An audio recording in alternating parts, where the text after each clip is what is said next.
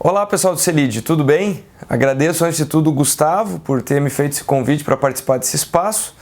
Meu nome é Arthur Igreja, eu sou da Fundação Getúlio Vargas do Rio de Janeiro, também sou palestrante e empresário e eu estou aqui para falar um pouquinho sobre perspectivas econômicas para 2017.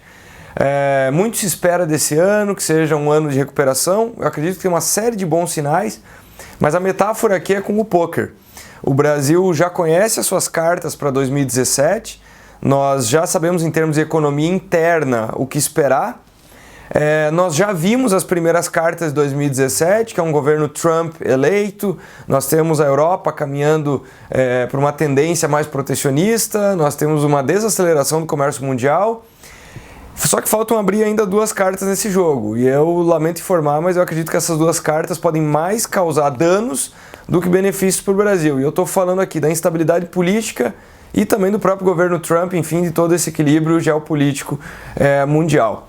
Então, começando por essa eleição do Trump, a partir do dia 20 nós vamos saber efetivamente o que ele pretende colocar em prática, né? Muito difícil prever as ações dele, ele é bastante contraditório. Ele tende a causar uma desaceleração do comércio mundial e também nós devemos ter uma subida dos juros lá nos Estados Unidos, o que causa uma fuga de capitais aqui do Brasil. Mas também, de forma antagônica, do outro lado, nós podemos ser beneficiados no agronegócio. O Brasil pode ganhar espaço no agronegócio mundial. E o agronegócio sempre sustentou a economia brasileira nos últimos anos. Esse ano não deve ser diferente, vem aí uma safra recorde. E então esses são elementos que podem trazer alguns benefícios para o Brasil. Com relação à instabilidade, essa é a minha grande preocupação.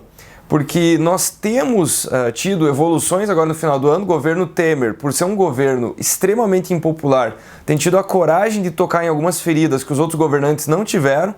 Eu estou falando aqui do teto dos gastos, eu estou falando da reforma da Previdência, a reforma trabalhista que foi encaminhada logo depois.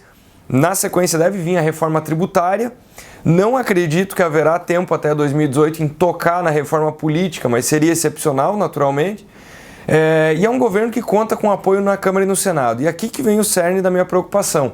O governo Temer tem aparecido cada vez mais no noticiário e tem perdido esse apoio. Então a Câmara já mostrou sinais de um certo afastamento. Agora nós temos a mudança dos governantes, tanto do Senado quanto da Câmara. Então esse movimento vai ser fundamental. E espero que essas reformas continuem andando e que elas não sofram grandes alterações quando votadas. Então nós temos esse distanciamento, essa perda, esse enfraquecimento político do governo Temer, pode ser uma ameaça às reformas. E nós temos também naturalmente aquele processo do TSE, mas principalmente a delação do Odebrecht, que nesse momento nós não temos como avaliar os impactos podem ser bombásticos para grande parte das duas casas. Então não seria de todo surpreendente ainda em 2017 ter eleições diretas.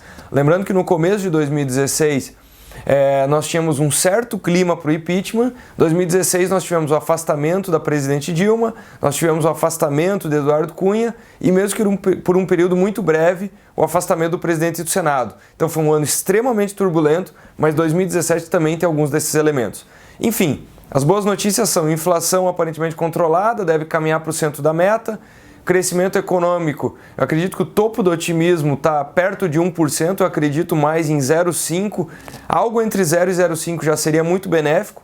Nós temos mais elementos para subida do dólar do que de queda, por aquele motivo que eu já falei, subida dos juros nos Estados Unidos, queda do preço das commodities no mercado internacional e um comércio mundial desacelerado, então o Brasil foi pego de contrapé nessa, mas enfim, o dinheiro deve ficar um pouco mais barato, a inadimplência deve cair, 2017 deve ser o ano que o emprego deve timidamente, mas voltar a melhorar finalmente. Então todos esses são sinais macro para um 2018 muito melhor, mas um 2017 já substancialmente melhor do que 2016.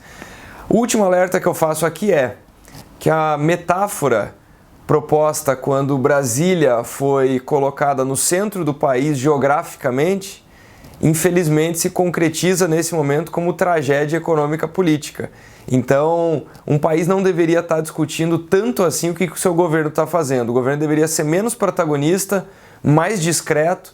Nós deveríamos estar discutindo inovação, tecnologia, como é que nós participamos estrategicamente no mercado mundial.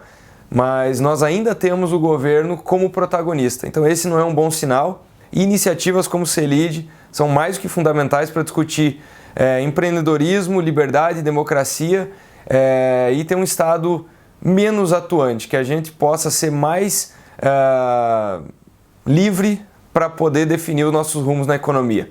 Enfim, compartilhe esse vídeo, convido aqui também para que você assine o meu canal no YouTube, a minha página é arturigreja.com, entra lá e por favor, se ficou alguma dúvida, sugestão, algum debate que nós podemos provocar, eu vou responder ali no perfil do CELID abaixo do vídeo. Então fica à vontade para comentar, para a gente poder bater um papo depois desse vídeo. Um grande abraço a todo mundo.